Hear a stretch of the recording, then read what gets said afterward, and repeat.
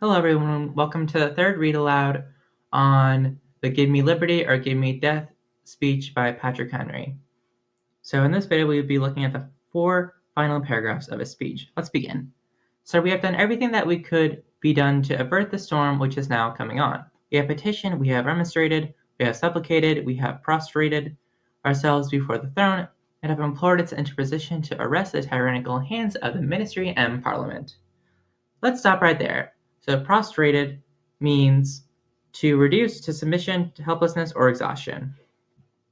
So that in that sense means that they have done everything they can for nothing.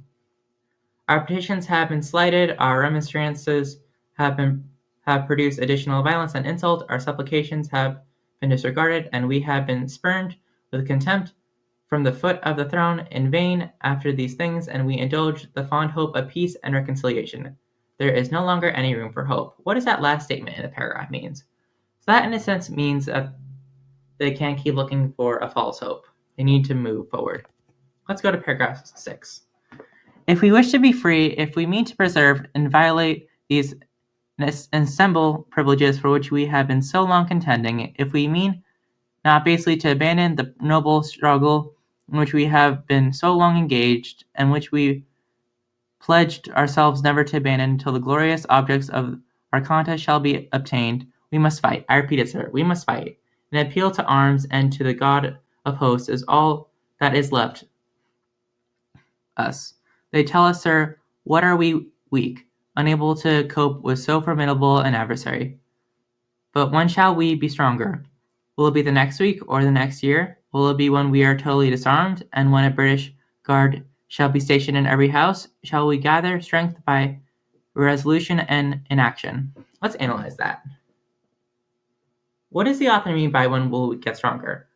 So in a sense, that means that they shouldn't wait to put off on that. As when they finally do come to action, then it might just be too late. They need to act now. Not when they are stronger, but right now. Shall we acquire the means of effectual resistance by lying supinely on our backs and hugging the delusive phantom of our hope until our enemy shall have bound us hand and foot? What does the author mean in that last sentence?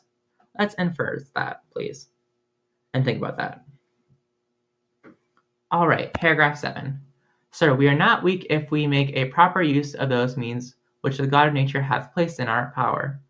The millions of people armed in the holy cause of liberty, and in such a country as that which we possess, are invincible by any force which our enemy can send against us.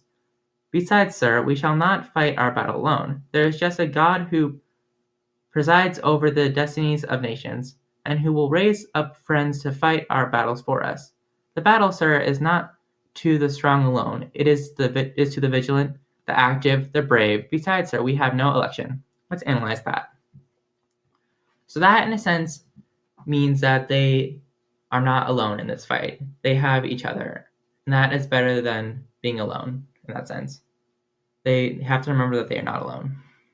If we were base enough to desire it, it is now too late to retire from the contest. There is no retreat but in submission and slavery. Our chains are forged.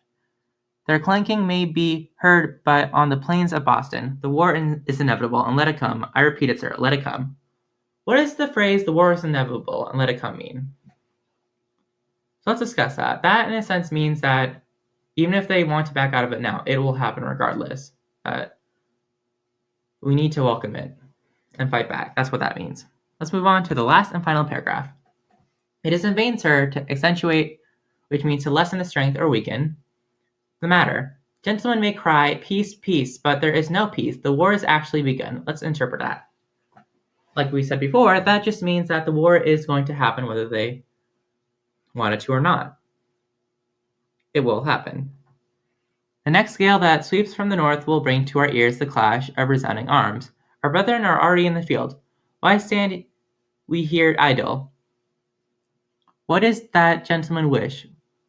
What should they have? Is life so dear, or peace so sweet, as to be purchased at the price of chains and slavery? Forbid it, Almighty God. I know not what course others may take, but as for me, give me liberty or give me death. All right, let's summarize the last paragraph, which in a sense is him finalizing, being like, we need to fight for our liberty. Or if we can't get that liberty, give them death. That is what that means. All right, so that is the final paragraph that we read.